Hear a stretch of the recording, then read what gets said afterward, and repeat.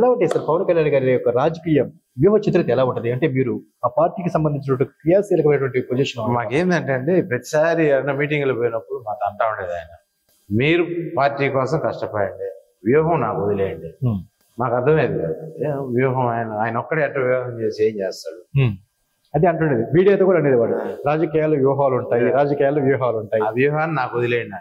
మేము కూడా ఆశ్చర్యపోయాం, ఎట్లా చేస్తాడు, ఏంది రేపు పరిస్థితి ఏందని.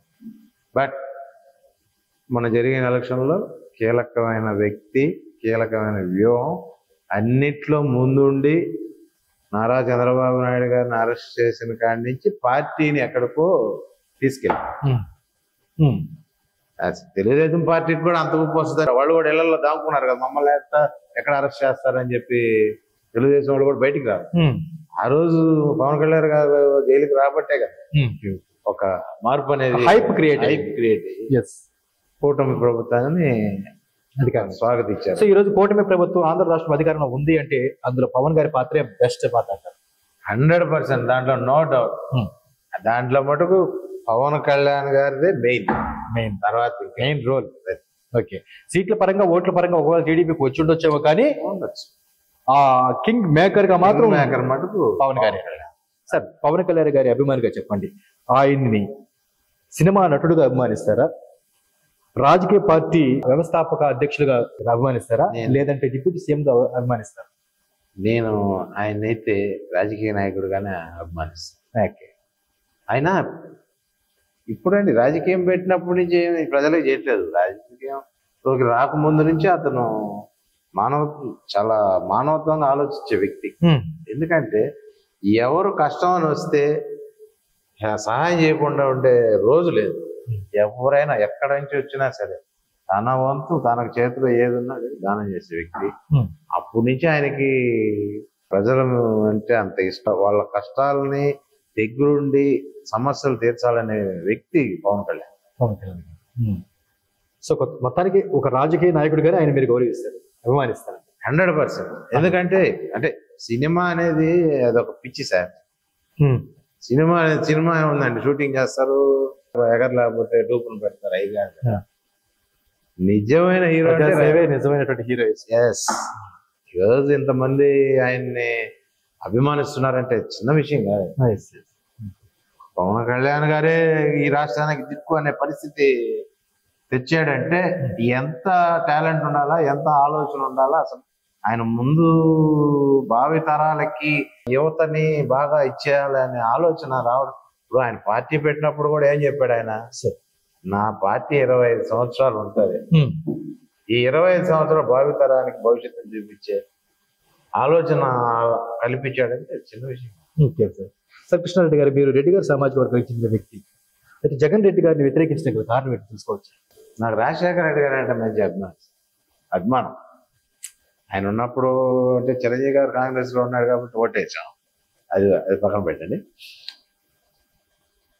ఇతని కాడ ఒకటి మానవత్వంతో ఆలోచించే ఆలోచనలు లేవు.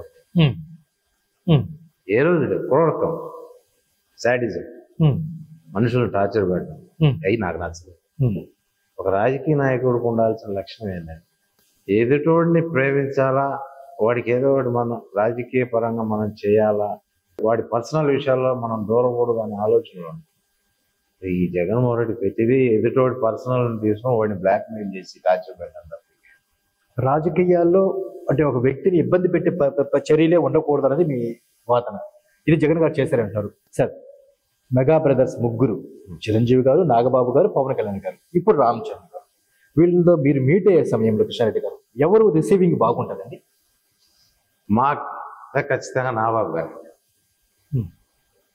ఇందాక అన్నారు మీరు అభిమానులకి చిరంజీవి మధ్య వారదేనే, దాంట్లో నోడు. ఈరోజు మేము ఫ్యాన్స్ లో రాష్ట్రంలో అందరికీ తెలిసామనంటే కారణం కూడా నాగబాబు. ఫ్యాన్స్ పరంగా ఏదైనా ఎక్కడికి పోయినా గర్వంగా చెప్తాం. ఎందుకంటే నాగబాబు గారు అభిమానులు అంత దగ్గరికి తీస్తారు. ఇది అభిమానులకి ఆరాధిస్తాం ఆయన నాగబాబు గారు. ఇది రాష్ట్రంలో ప్రతి జిల్లాలో ఫ్యాన్స్ లో ప్రతి ఒక్కరిని పేరు పెట్టుకునే వ్యక్తి ఎవరైనా మెగా ఫ్యామిలీలో ఉన్నారంటే నాగబాబు. ఓకే, ఆ విషయంలో చిరంజీవి గారు కూడా పక్కన పెడతారు. చిరంజీవి గారికి కూడా కొంతమంది తెలియదు. నాగబాబు గారికి అయితే ప్రతి జిల్లాలో ప్రతి ఒక్కరి పేరు తెలుసు, పేరు పెట్టి మరీ పిలుస్తారు. Okay okay sir. అంటే సినిమా మీద ఉండేటువంటి పిచ్చితో, ఇందాక అన్నారు మీరు సినిమా అంటే పిచ్చి అన్నారు, సినిమా మీద ఉండేటువంటి పిచ్చితో సినిమా నటుల్ని ఆరాధిస్తూ వాళ్ళ కోసం కానీ మీరు ఎంతో టయాన్ని కేటాయించారు, డబ్బులు ఖర్చు చేసుకున్నారు, ఒక రకంగా మీ ఫ్యామిలీస్ కూడా వదిలేసుకున్నారు. ఇలాంటి పరిస్థితుల్లో మీకేమైనా ఒక ఆర్థిక పరమైనటువంటి ఇబ్బందులు వస్తే ఆ ఫ్యామిలీ నుంచి మీకు సపోర్ట్ ఉందా? మెగా ఫ్యామిలీ మామూలుగా వింటా ఉంటాం కదండి, చిరంజీవి గారు వాళ్ళకి సహాయం చేశారు, నాగబాబు గారు ఇట్లా వీళ్ళకి చేశారు, పవన్ కళ్యాణ్ గారు. ఆపద అనేది వస్తే ఆదుకోవడంలో మెగా ఫ్యామిలీ ముందు ఉంటుంది. ఇంతవరకు అయితే మేము మాకు ఇది పరిస్థితి, ఆర్థిక ఇబ్బందులు ఉన్నాయని మేము వాళ్ళకి చెప్పుకుంది లేదు, మేము అడిగింది లేదు. అడిగితే ఖచ్చితంగా మెగా ఫ్యామిలీ సహాయం చేయడానికి ముందు. Okay sir.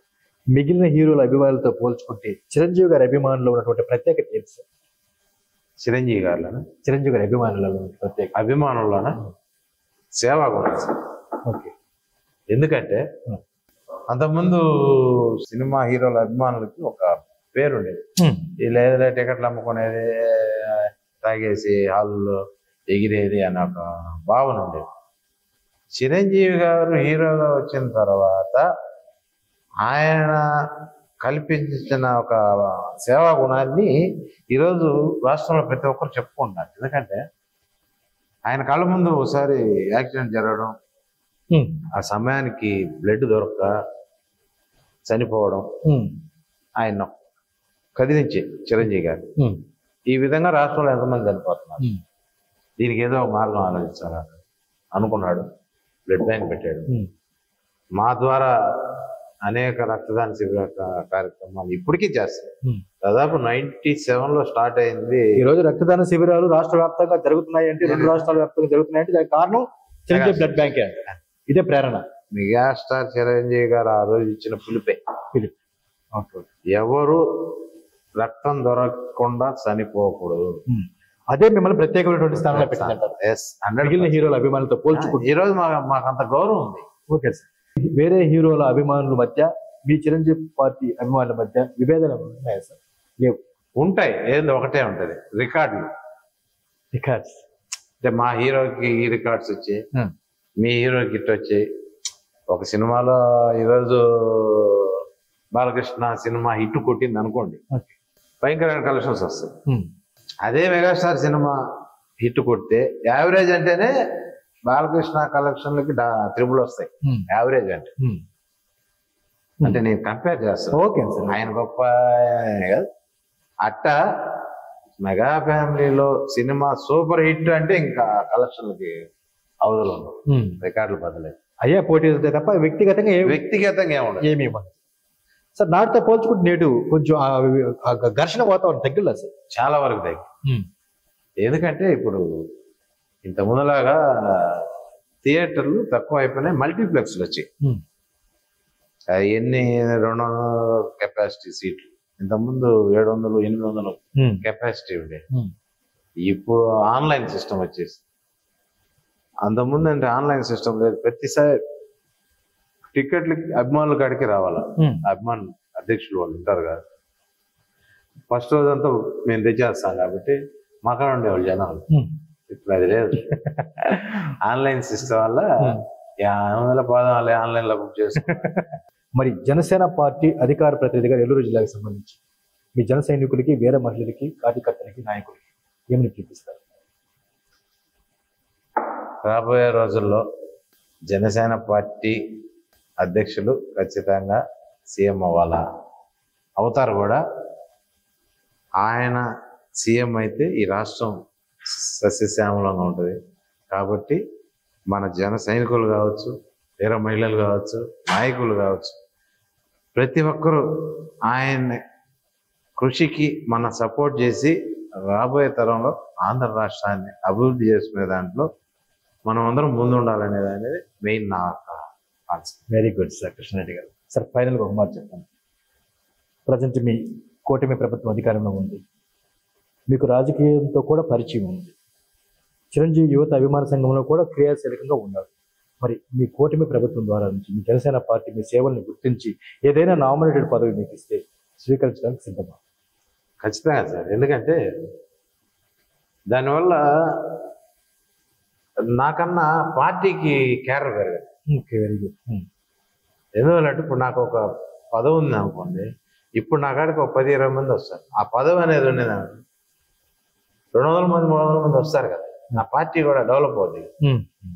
ఖచ్చితంగా అయితే అదొక వరమే. ఎందుకంటే పార్టీలో ఎదగాలన్నా, పార్టీ డెవలప్ అవ్వాలన్నా కార్యకర్తగా ఉండేవాడు నాయకుడు అయితేనే కదా పార్టీ డెవలప్. ఓకే. అందుకని ఖచ్చితంగా ఏదో ఒక పదవి ఉండాలా. ఆ పదవి ద్వారా ఇంకా పార్టీకి బాగా పనిచేయడానికి కూడా అవకాశం ఉంటుంది. ఓకే సార్, తప్పకుండా మీ జనసేన పార్టీ పెద్దలు ఈ విషయాన్ని గుర్తించి, అలాగే చిరంజీవి యువతలో ఉన్నటువంటి మిగతా అభిమాన సంఘాలతో ఉన్నటువంటి మీ పెద్ద నాగబాబు గారు కూడా మీ యొక్క ఈ చొరవని గుర్తించి ఖచ్చితంగా మిమ్మల్ని ఇటు పార్టీకిను అటు చిరంజీవి యువతకి ఉపయోగపడే రకంగా మీకు కూడా ఒక నామినేట్ పదవి ఇవ్వాలని చెప్పి మన ఛానల్ మనసారి కోరుకుంటున్నాం sir. All the best. Thank you very much.